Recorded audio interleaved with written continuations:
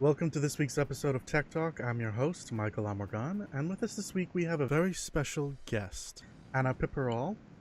I did get that right? Yes, you did.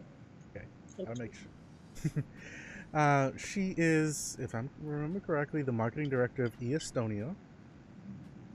hmm Uh, Well, let's say marketing is part of the direction, but overall direction and management would be the exact definition. gotcha. Okay, well, can you tell us a little bit about what you do and who you are and whatnot? Yeah, so initially I'm considering myself a true e-believer and digital native coming from Estonia. And through my lifetime, I've been dealing a lot with export promotion and marketing projects, branding projects. Of course, done a lot of international speaking at conferences and events around the world to inspire the world to do this digital transformation, especially when it comes to the public sector, which is, relatively stagnant.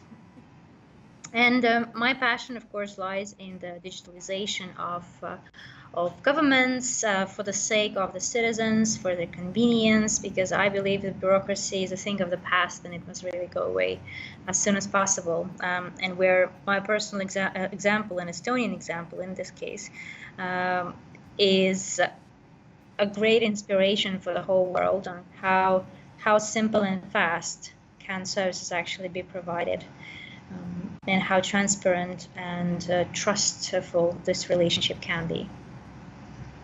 Okay. And before we get into too much, can you tell us a little bit about Estonia? I know a lot of people have some kind of idea about it in blockchain, and like, can you give us a little bit of a rundown? Yeah, we're flattered that knowing about Estonia means that people know about blockchain and connect this specifically to our topic. It's like a brand that we have been working very hard for. But Estonia is really a small country, size of Denmark approximately, and with only 1.3 million of population. So which means we have pretty much a lot of space, wonderful nature, very clean environment when it comes to the and really no traffic jams. A very old medieval town in the capital, at the seaside, and so like half of Estonia at least has a seashore, which is a must for a great country, right? Uh, can't imagine something without water.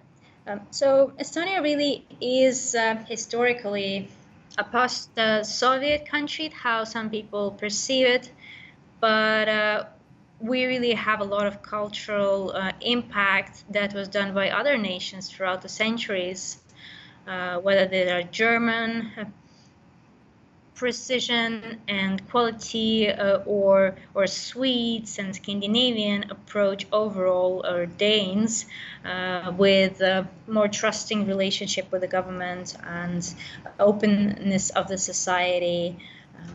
So I would say this region overall is kind of more open and more trusting the governments than any other region. Well, for different reasons, historical probably as well. Mm, and we had a beautiful opportunity to develop really fast in the last 27 years to build a new country and a democracy and a capitalism from scratch when we regained independence in the 90s from Soviet time. And during the days, it was pretty much chaos that we inherited. For quite some time, we were trying to look for, oil, gas, gold, and all of these beautiful natural resources. Well, forest is the one that we have, around 40 square kilometers per person. That's a lot. You probably won't meet anyone if you go collect mushrooms or berries or just swimming in the sea. You'll be sole traveler. But the size of the country itself is placing a lot of and the resources lacking, of course, is placing a lot of tension when it comes to where do you get them and how do you spend them. So we just couldn't afford building a beautiful bureaucracy and just copying any Western ideas, just one-on-one. We did a lot of research in trying to understand the best practices, but what we realized that the biggest resource that we can possess lies between our ears, which is the brains. As well, from Soviet times, we inherited the Institute of Cryptography, and this leads to many cryptographical-based solutions that you're using over here, and internet and computers. Because with such density of population, which is very uneven, like it is in Estonia, where at least half of the population lives in the capital or nearby, and the others are just scattered around the country, it's super costly, not only for the government to provide the services and open up real physical government offices that people can visit during the hours, but even for the banks or any private sector company that has to provide customer service. I remember near 2000, the bank had a service where a cash machine was put inside a van, and the van was traveling throughout the villages so people could withdraw their pensions, because it was not really cost effective for the bank to have a cash machine over there, like in every smallest villages. Wow. So I can imagine that when you're in the strict environment conditions, then you become really creative, like in nature, you know, in a harsh weather conditions, you design some really warm clothes and you build some real like solid houses, and this always has been the driver for innovation and for the revolutions in every way.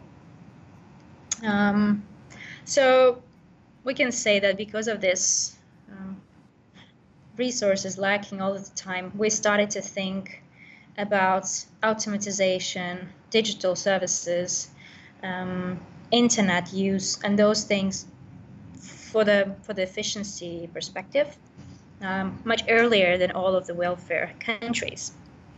And today we're much ahead of many. I don't want to brag too much, but factually there is no other country that has the strongest digital identification in place that most of the people have. There is no other government that uses blockchain for the sake of integrity at this level. There is no other country that provides 99% of all state services through the online channels, no matter where you are, and it's not just printable PDF forms whatsoever.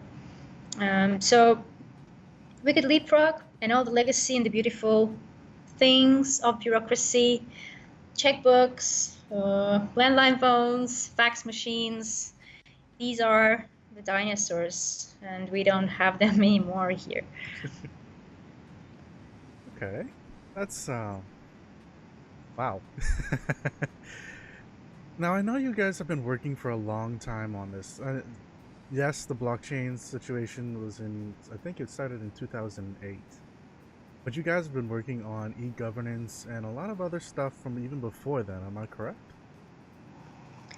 Yeah, in fact, well, after the Soviet Union collapse, we kind of, I wish we had a beautiful vision of how this could be in 27 years, but it's going to be a faulty statement, because it's kind of a very lucky, successful way of how it all turned out. And yes, today we have a vision and it all came together.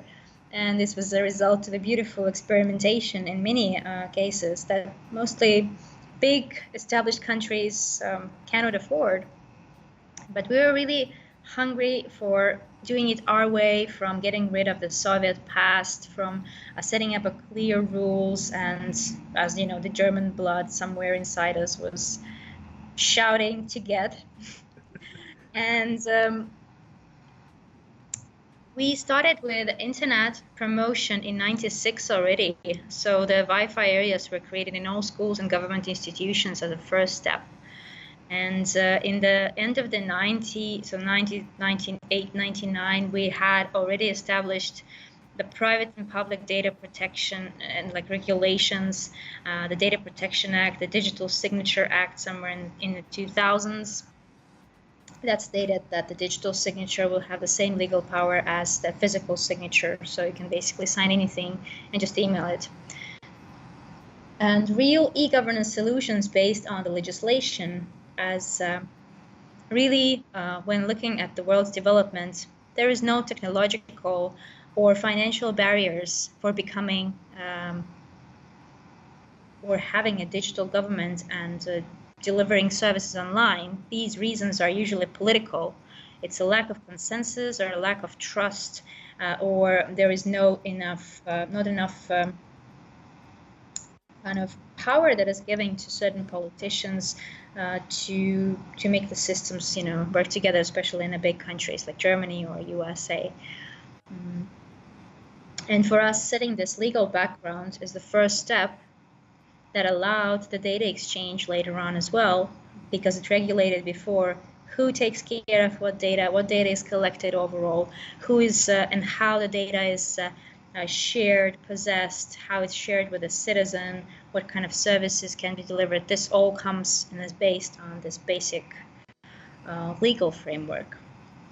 In 2000, we had the first e-solution that is called e-tax, and since then, so for 18 years, we have been declaring taxes online. The process takes around 3 minutes of your time. I know it can take a few months and an accountant in the US. And actually in many other countries, it can be really tricky. But the way our e-tax works, it has a lot of motivation for the citizen. So first of all, the companies are obliged to declare taxes for people. So the companies are providing the data to the tax authority, first of all.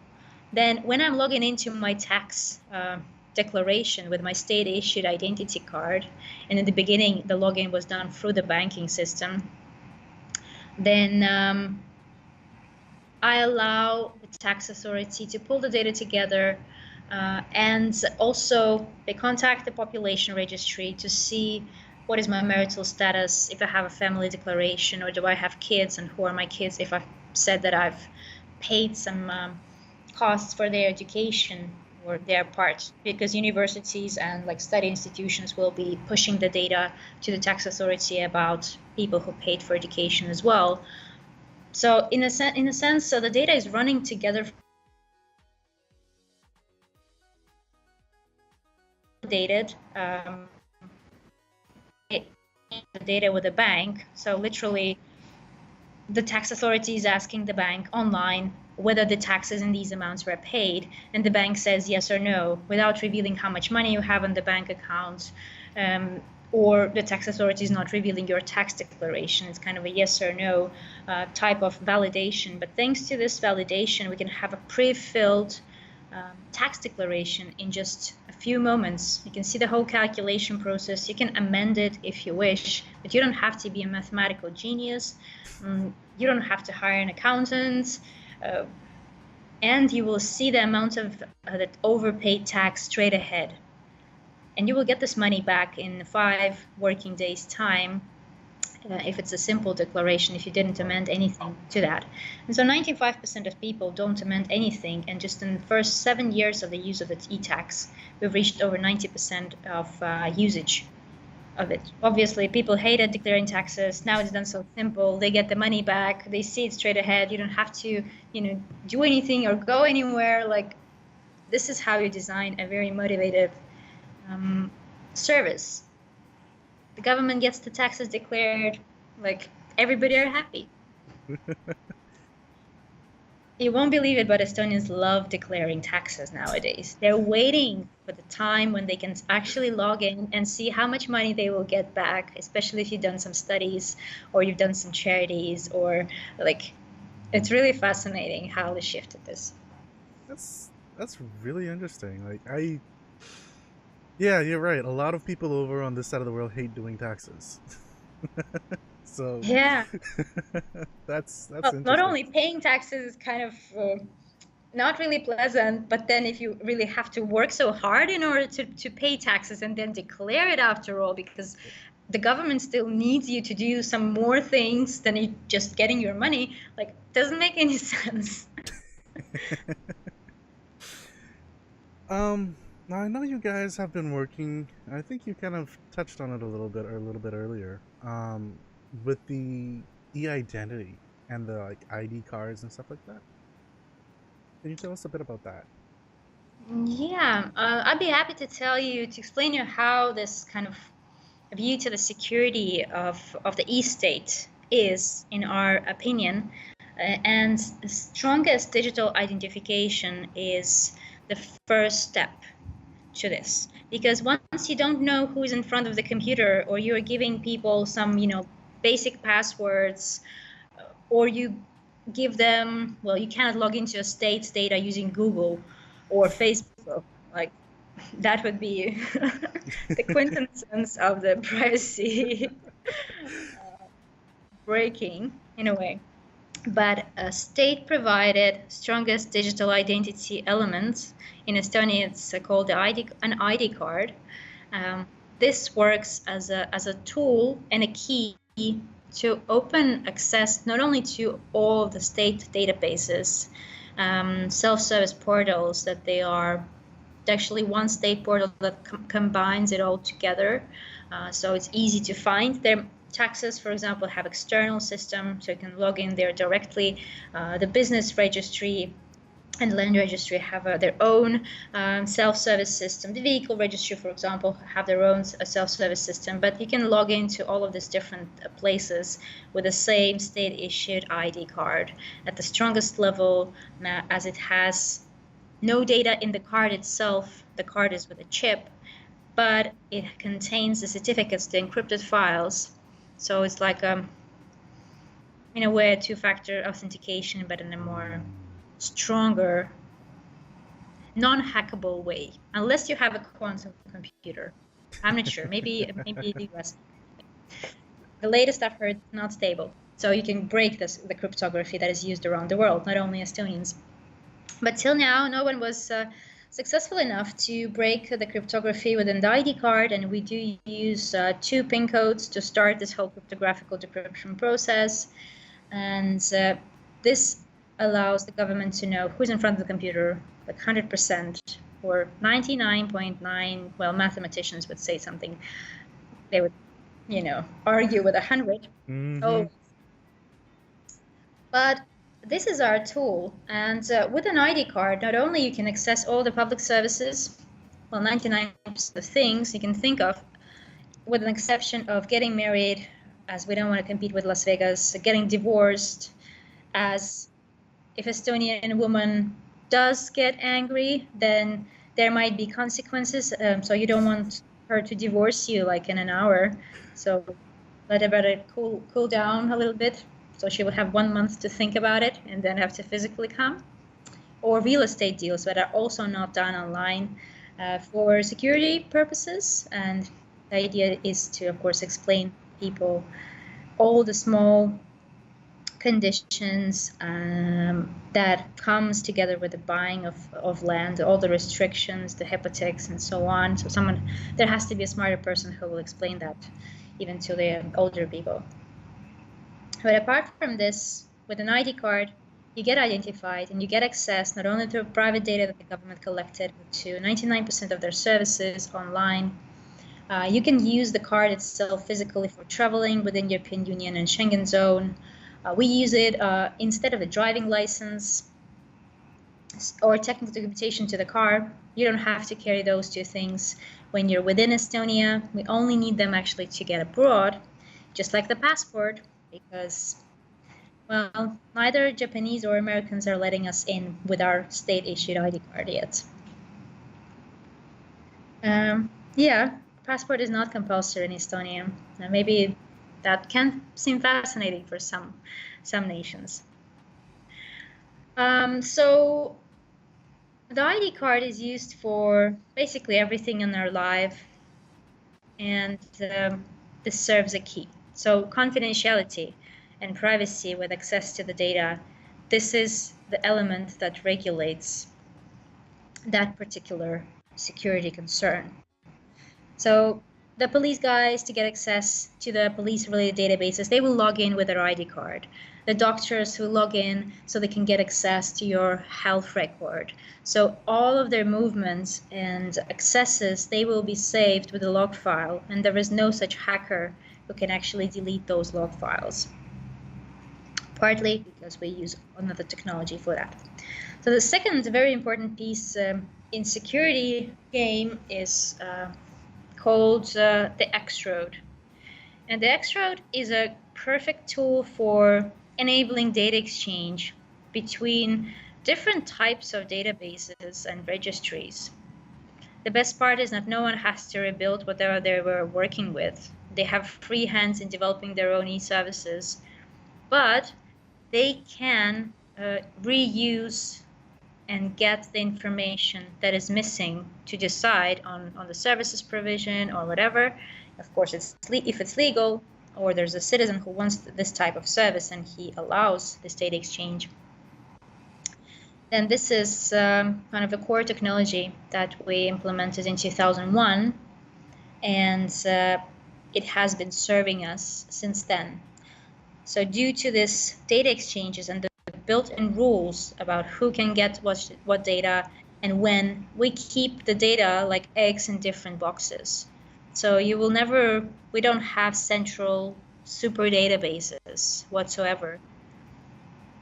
The vehicle registry will only have vehicle-related data, and the medical systems will have just the medical data. They will not have addresses and the stuff like that. And only the population registry will be the institution that has the numbers of the documents, your marital status, let's say, everything from your birth certificate, death certificates, marital certificates, succession wills, these kind of things. And no other institution, this is part of the principle that I love, that is missing in most of the countries, this once only principle. The data is only once collected from the citizen. No institution will be allowed to collect it again, like your documents or birth certificates. Once you presented it to the population registry and they have registered it and it's in their system, so whoever else government institution needs it for whatever decision they need it, they will ask from the population registry in regards to this data. So this means that citizen doesn't have to go to different governmental bodies at all. It allows them to pretty much just sit at home, like you said, and pretty much manage the entire, well, pretty much everything that they need online. Exactly. And I cannot stress enough how more secure it is, because how this privacy is usually perceived that, okay, if these government institutions cannot exchange data or even not allowed to exchange data between each other, so they will not get a full file about you, like this is the reasoning, I guess, then in reality what happens that there are so many different governmental bodies. They all have your name, your date of birth, your address, and like a stack of other data on top of that. Of course, it can get outdated, but it is scattered in kind of super database amounts in local municipalities, in different governmental bodies. And when someone hacks a separate, maybe less protected local municipality database, then they get everything. They get the full stack of the information. And in our point of view, this is not the secure way. This is not how you can guarantee privacy.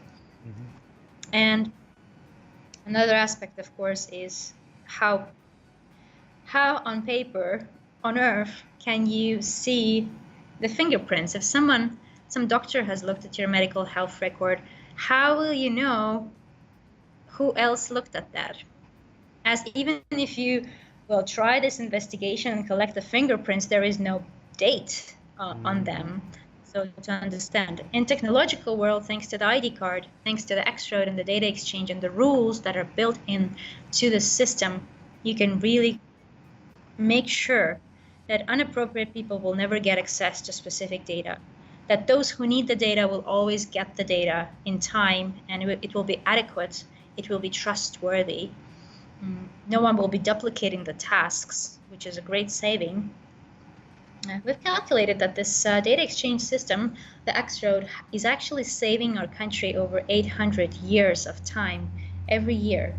Wow. Which is calculated the number of transactions. It's over 500 million a year.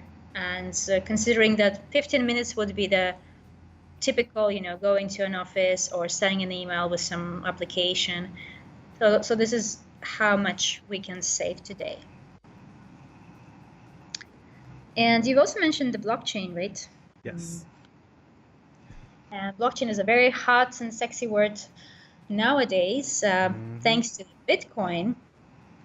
But our blockchain is, well, like Bitcoin doesn't equal blockchain. It's important to understand that blockchain is a concept. It's a distributed ledger. It's a calendar where some pieces of data is saved and that has a public accountability. So there's drastic differences to the Estonian blockchain that we are using and the blockchain technology that the Bitcoin is using for financial operations. So if I just have to explain in a nutshell for those of you, maybe I'm not sure how many of the audience is really tech savvy and how deep should I go into the hashing and roots and Merkle trees and all of that. I would say keep it surface level for the most part. Maybe Thank just a God. little under the surface, not like root deep. Yeah, I'll try to get it, because when I talk to some of the cryptographers in Guardtime, the company that's providing this blockchain technology for government, I started to have a headache, and it developed so gradually that I wasn't sure that my abilities are up to this overall. But I will bring a very simple example to show you what the blockchain does for our government. It's a parallel, like I would parallel it with a human body. Like, a human body is a very complex organism. It has different organs that work for different purposes. They have different body cells, different structure. There are different rules. Some of the body cells are young and they just get born, and some of them get old. So this kind of oxygen exchange is happening all the time. It's like it just works perfectly, right? So if the government would be a human organism, you can imagine that the processes are pretty much similar. One has to provide something to another, and it's always moving, always changing. So if maybe in the physical world, we could, put a fence around us, like a real fence, like in technological world today, it's antivirus programs that are used, then yeah, probably no one will get to our house. But when you think of the storing data digitally, or like a government being somewhere digital, then no physical fence or antivirus program would actually protect you, as you can have some insider things happening. Yep. And this is the 50% of all the issues, in fact.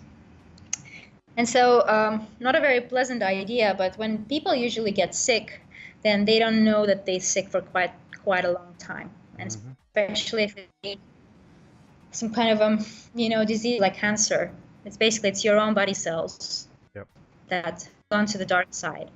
And people don't know for 1 year, 2 years, 3 years, until it's really too late, because there are too many body cells and it starts to impact another organs. But what if we had such detection tool that will be kind of in a way data-centric, like centric to the cells, that will monitor our organism 24/7. And in case there is the first cancerous body cell that emerged, then you will be informed. Like the next second when it happens, you will know exactly where it happened, in which amount it happened, in which organ it happened. So you can't stop probably this from happening, like a cancerous body cell, but you can actually save yourself from the damage. So this is in a nutshell what the blockchain does for the government. It is constantly monitoring for any issues, whether they're deleted log files. So blockchain is making sure that log files can never be deleted. even by the special services or whoever there is. There's no such person that can break the math and put it back together. It just provides the ultimate truth, not just the trust. The blockchain is used for ensuring the integrity, specifically integrity aspect, not the data exchange, not the other security aspects, but the integrity aspect of the data and the rules and the software components.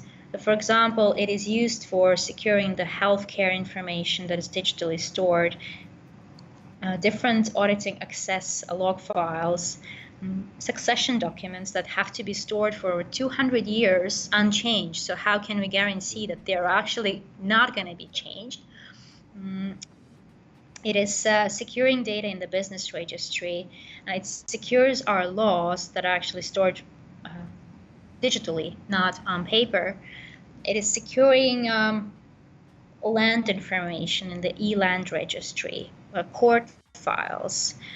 So there are many things that where the integrity aspect, it's not like, someone will see how much money you have on the bank account. The question is, if the money at your bank account is just gone and the bank says they did nothing and you said you did nothing, then how do you know where the money is? Or if there's no trace, right? Yep. So the integrity aspect is really critical nowadays. And after the cyber incident in 2007, when there was a simpler DDoS attack happening to our country, the father of the X-Road of the data exchange, so cryptographical solution, actually understood that we didn't have any integrity solutions for this. And then they established a company together with an Irish businessman back in 2008 to develop a technology that would address the integrity issues. And we didn't know it was a blockchain at the time. We found out it was a blockchain when the Bitcoin was making waves in all the media, because the concept is just the same. So the blockchain is signing the data and creates a digital fingerprints that are just representing the data. Like if I would have a bit of your DNA, I would not be able to actually reproduce you, or from this DNA cell tell our hair. Well, if I would not be a really deep scientist, but with this DNA, having you and the piece of DNA, I could tell, did you change or not? So we keep these digital fingerprints and we save them to the blockchain. And because of, we only save not the data itself, the data is stored wherever it was collected in the servers around the country, in different ministries and organizations' databases. But the fingerprints are the ones that are saved into the blockchain. And one of the functions of the blockchain, it's a private blockchain that we have. Actually, I think in US, the Department of Defense and Lockheed Martin as well use this blockchain. It's provided by Part-Time. Initially, this blockchain, due to those characteristics that we don't have to store the data and we are not using it for storage of the data within the blockchain like Bitcoin does with financial operations, or the data about the financial operations, then it is super scalable, it is super lightweight, it doesn't have impact on the environment whatsoever, and we can sign the whole data in the world. Plus, it's quantum immune due to the hash functions that are used. And so in every sense, it's provide us this real-time awareness of the situation. So we cannot stop the cyber attacks from happening, but we can identify that they're happening the next second when it really happens. And well, till now, I hope after this talk, there's not going to be 1,000 more guys who will attempt to do it. But either we were protecting ourselves pretty well with this triple model, the blockchain, the X-Road, and the ID card. Well, of course, other things as well that I will not reveal this time. Or just Estonia wasn't interesting for hackers for some reasons. Now, can you tell me what the difference is between the ID card, your mobile ID, and Smart ID? Yeah, of course, as we're living in the modern world, a mobile phone has become like a more handy tool. Some people say it's the extension of your hand. It's no more a gadget, because I don't know how about you, it's really hard for me not to reach to my phone when it buzzes. It's actually very scary, even for a grown-up person. Like, we're not kids anymore. But so the mobile is also used as one of the tools for identification. And those people who don't use the ID card in a physical form of the card, they can always use a mobile ID, which is a SIM card that has also certificates on top and provides strong identification and, of course, opportunities to give digital signatures just using your mobile phone. So meaning from anywhere you are. Well, if you have a computer anyways and internet, you can use the ID card as well from anywhere you are. But just mobile is a bit more convenient. It just requires mobile protocol. It doesn't require internet connectivity if you're using a browser with a computer, and it is a separate device. So mobile ID is quite popular. Around 15% of people use it, while the ID card users percentage is 98%, so most of the population. So both citizens and permanent residents, they all have ID card in their pocket together with the identification and digital signature capabilities. And the recent development by the banks, just maybe a year or two, it's Smart ID. It's an app that also uses certificates, also provides strong identification. But since the certificates are not stored on a physical device, but somewhere digitally stored, differently from the ID card chip or the mobile ID SIM card, then it is not accredited for public services yet. So you can use it for banking, for telco, for anything else. But the ID card and mobile ID are having the same legal power when accessing the services. So not only you access the public services, but you access the private sector services, whether it's your university, whether you want to log into your telco company to increase your internet speed, or buy something, or I don't know, use it from the library. There's just so many ways how you use your digital IDs. And I think I was working in a bank many years ago. I think over 10 already, somewhere in 2002. And I remember the time when it was the time when the ID card was promoted yet, and the banks were the first ones, well, after 3,000 hours of lobby work, of course, they were convinced that they should start using state-issued identity for identifying their customers, because they thought, we will not be investing in the security. We will use it free of charge. Our customers we want to stream customers online, right? Because it will save a lot. And for the years, actually, banks have eliminated around 40% of the workforce because of the self-service environment and the great internet banking opportunities. And well, in Estonia, it really makes sense because bank cannot have bank branches everywhere. And so when I was working in the bank, we literally were teaching the older ladies on how to use the cash machine for making utility payments, or why should they get a bank card for seniors that will give them discount in the apotheques. And for other people who wanted to make transactions over 200 euros per day, this is the limit set for password cards and all the, the old school ways of identification. Then there was no limits for transactions with an ID card or mobile ID, and we were teaching people on how to do that. And the banks were even giving out the card readers free of charge.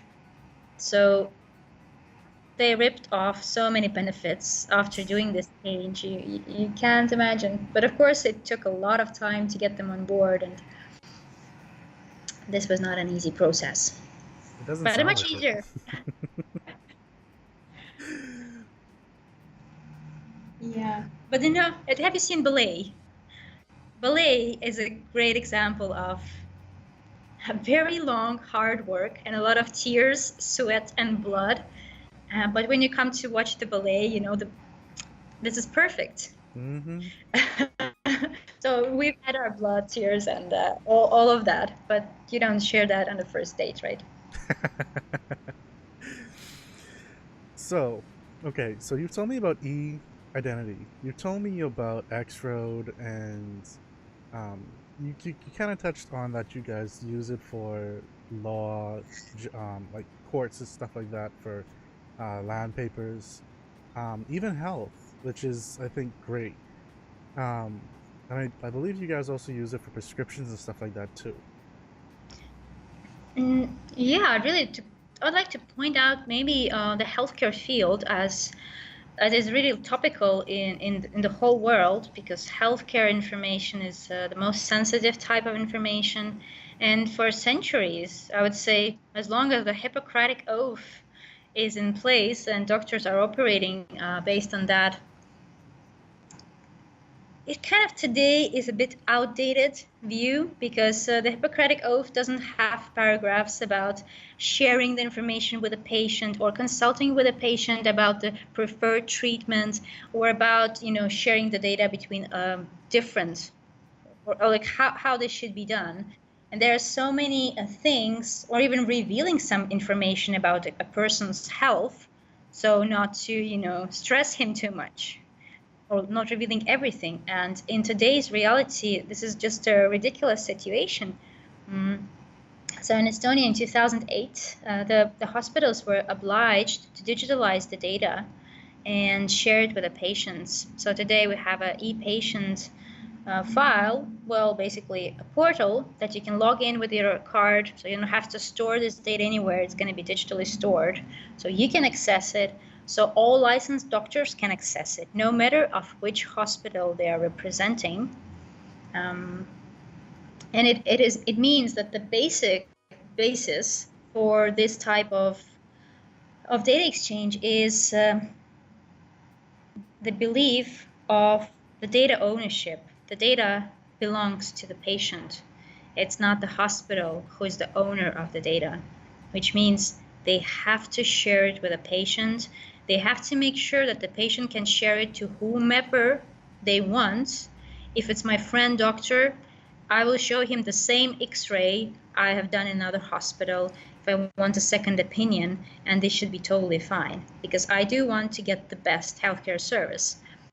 And in some countries, even in Norway today, just at the conference recently there, if the person is treated in different hospitals, it was treated today, there's some emergency case, and previously been treated in another hospital, they're literally driving his files using a taxi. Ooh. Like, I cannot imagine, like, maybe it's in the village, I hope to believe that, but it's the best way how to arrange things. And we're really lucky to have a digital health record that has data from different hospitals about me, about the way how I was treated, about the medication that I was taking in, about my vaccinations, all in one place. And of course, our struggle is to make sure doctors have enough time to digitalize all of the new information they're producing, as we don't have really a lot of doctors, and they're not IT specialists at the same time. But it does create a better awareness and control over your own health data, because doctors can access your medical health record for two purposes, or two reasons, I would say. First of all, they log in with an ID card or mobile ID, so they get identified to make sure that they really actually legally have access. But even if they have access and I decided not to block my medical health record, and most of the people in Estonia didn't block it, because you never know what kind of doctors you're going to go to or happen to be, then legally doctors still cannot, out of curiosity, check the patient's data just like that. It has to be your querying doctor, because I, as a patient, will see the full and detailed log file with the dates, with the time, minutes, the doctor's code, and the type of information that was accessed by any doctor who will see this or look at this. And if I complain, this will mean that not only this doctor can get a fine or some kind of other prosecution, but he can lose his license, he can lose his life job. And this is not what he was actually studying for 10 years. You don't usually risk these kind of things because it is so transparent that there is no other ways how you can overcoming this without leaving a traces to get access to the private data. And we've had this with some of the politicians.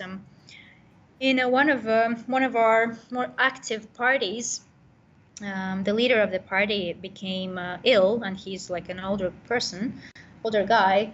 And of course, media was super excited to know if he's going to come back to the politics because the elections were coming, and like created a big buzz. And so it finally leaked into the newspapers what kind of issues he had. But at the same time, when the Data Protection Agency started to investigate this matter, it was pretty obvious and clear that in the log file of this patient, in the e-health, it was seen who were the names of the people that actually had an inappropriate access to this medical information. And therefore, they were really prosecuted. So you get this more control than in any paper world. Of course, humans' curiosity, is technology can never fully beat that. Yeah. But the low level, the middle level corruption and issues, they will always be either impossible or very visible. I wish I could say that we don't have corruption at all, but I don't know for sure.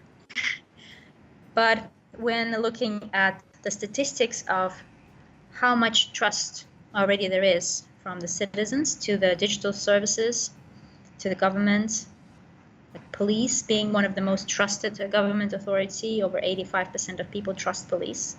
Probably not all the politicians, but trust is if we just define trust as the government's capability, which is defined by whether they can actually design a service, or in terms of the cyber attack, what do? Are they able to protect us and protect our data? Whether their government promises, if the government says that this portal will work and you will be able to access the service, then you actually get it in the end. Then there is the availability of the service itself. So if it's down for some reasons, or down for many reasons, or like in the election you cannot vote online, like this would be the trust would be lost because the service is actually not available. So there are different aspects that create this trust, and I think the biggest takeaway that we have seen that e-governance is actually a tool that impacts greatly the development of trust between the government and the citizens, because the government is open. It shows what's the information that they've collected about you. It is revealing how the information was accessed. You're able to control or repair mistakes. You're able to get the services when you need them, with a less bureaucratic manner.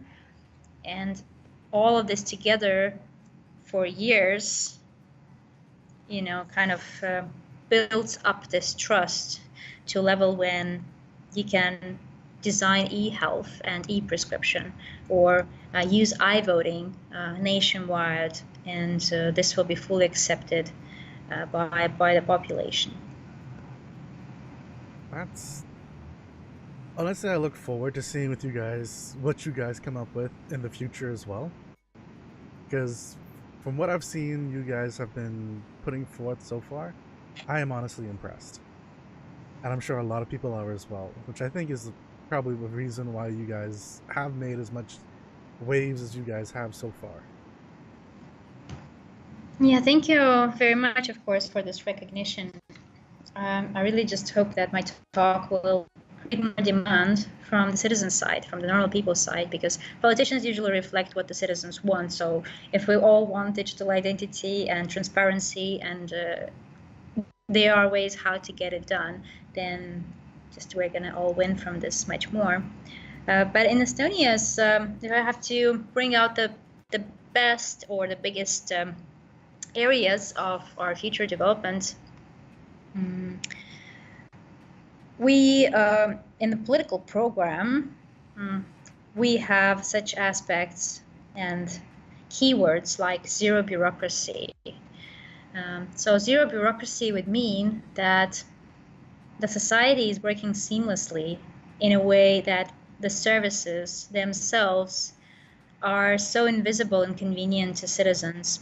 And this will be achieved because of the data exchange and the reuse of data that can be done thanks to the X-road and other parameters, of course.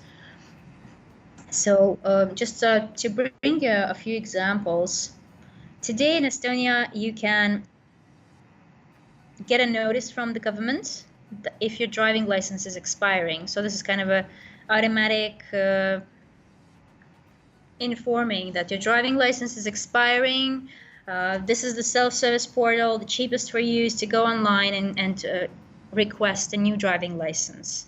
So I myself just did it recently, and I was fascinated how it was done. Actually, when I logged in with my mobile ID, I just picked a picture. I was offered the one from the ID card and from the last driving license. So which one do I want? Then they still had my health check valid, the one that I brought last time when getting my first driving license. So it's for 10 years, so it's still eyesight and mental health, so it's still valid. So all I had to do is put my address, where do I want the car delivered, because all the other issues were kind of tick boxed, and pay the governmental fee. So this whole process took like 5 minutes. In 3 days' time, I had my driving license in my mailbox. Wow.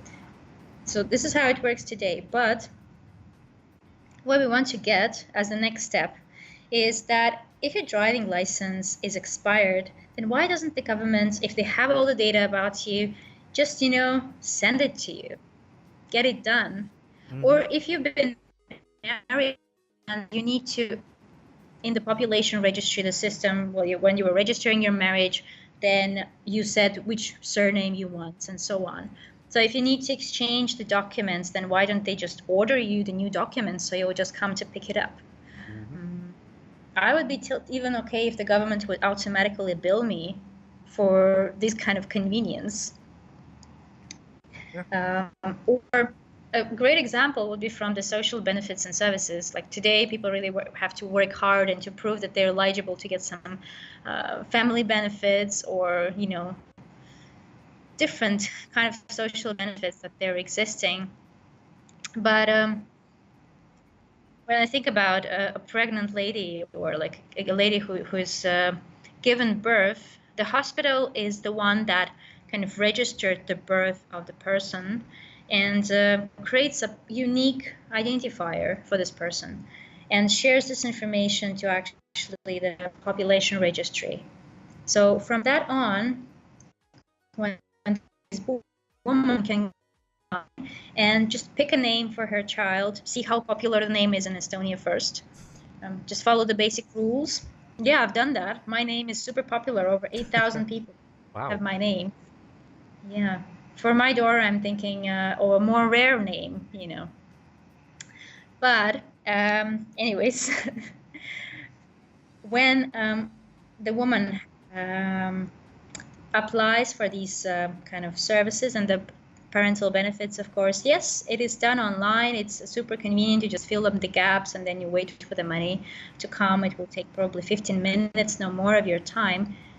But if I think even more deeply, like, why the hell does she even have to do it? Just imagine if the hospital knows she had a baby and the tax authority knows how much money she was receiving before, and that Social Security knows when she went to her leave, and, they just talk to each other, calculate her mother's salary, and just pay her. Why not? Which mother would say no to parental benefits? Like, I didn't meet this kind of lady yet. So anyways, this is where, like on the bigger scale, this is what zero bureaucracy would mean, that the process will be eliminated for the citizen as much as possible because we have the data. We don't collect actually more data than in the US. We collect less data because we can reuse the data that others collected if it's reasonable. Makes sense. Of course, legal. Yes. and so on. Like, for example, the private insurance companies, like there's some insurance brokers. So when I log in online, I can get different offerings for insurance of my car. And how do they know that I actually own this car? It's because when I applied for this, to calculate this, I put the car plate number and they connect to the vehicle registry to see if I'm the owner of this car, if I have what kind of rating I have I done any crimes, drinking, driving, and all of that. They get all the car information with all the VIN codes and the complicated stuff, and they just calculate how much I have to pay. So these kind of collaborations are very often happening, and it just makes life so much more easier. But insurance company, when I speak about, without me actually wanting their insurance, they would never have a chance to get some data from the vehicle registry. So, and of course, I'm not sure, have you heard anything about the e-residency? No, I haven't. If you could tell me a little bit about that, because I know there's the whole immigrants, like people want to move from one side of the world to the other and like become citizens or residents or however it is. So if you could tell me a bit about that. Yeah, so just to wrap up our discussion and finish it on a high note, yes, e-residency program is basically a governmental startup that we started around 3 years ago, and it's specifically not citizenship. It doesn't have anything with a permanent residency in Estonia or visa to European Union or like any kind of, doesn't give you legal rights for any social stuff in the country, which means you don't have to abandon your own country. And this is actually the point of it. E-residency card itself is very similar to the ID card. It gives you a chance to get identified online with the strongest identification possible and to give digital signatures. And so issuing these cards to international business people around the world, once they apply online, in the local embassy, I think now there's around 45 different embassies where you can, around the world, where you can pick up your card after all the background checks are done and so on, because it's as tough as giving you an ID card. So bad guys don't think it's going to be an easy scheme. You will have to give your fingerprints. But once you get this card, you could actually absolutely location independently, you never have to visit Estonia, could open a company in just 18 minutes time. And I've tested that myself. It really works. 12 minutes, I was thinking about the name because I was a bit petrified. I didn't think about it before. I was so focused on like, how do I get it done? Turned out much more easier than I expected. And then using the e-tax, so online tax declarations is very common for Estonian business people, but now all of these business management services and options that the state is providing are available to international business people. And especially the ones benefiting from that is SMEs, freelancers, any kind of online businesses, anything connected with IT. So where location independence is the core factor for you. You don't want to be stuck to one country. You can do business in different countries. You can have customers in different countries, but you still will be absolutely legal, pretty transparent, because we do exchange data about paid taxes with other countries to avoid double taxation and these kinds. So it's not a tax evasion scheme either, because the taxes will be paid where the value is generated in this program, but it really does provide access to becoming really location dependent and provides access to financial service providers, which for some countries is essential difference. When we speak of countries like Ukraine or any post-Soviet country, well, some of them are better, but in particular Ukraine case, the local banks are not allowing people to accept credit card payments, and PayPal doesn't work there. And when people want to kind of have a legal company and pay taxes in Ukraine and live there and do business internationally, then they don't have the opportunities to do it. So that's why today there is the largest amount of the companies established with the e-residency card comes from Ukraine. But initially, Finland is also number one when it comes to the number of the e-residents. Then there is Russia, well, we don't have a double taxation thing there, but for obvious reasons, I guess. They want to have business in Europe. So first of all, it's access to the European market. For Asian or post-Soviet countries or countries with a very complicated bureaucratic regime or too much paperwork when you're a company, you have a paperless and very cheap option to be legal, to do business, and not spend a fortune on it, living anywhere, maybe in Bahamas. Maybe. Well, I know we're running short on time, and I would love to thank you for coming on to today's show and actually sharing this information with both myself and those listening, because I know it's something that people need to hear, and this is a great example for people to learn from. Yeah, I'm glad always to share our ideas and visions. And of course, everybody are much welcome to Estonia, but even more welcome to become e-residents.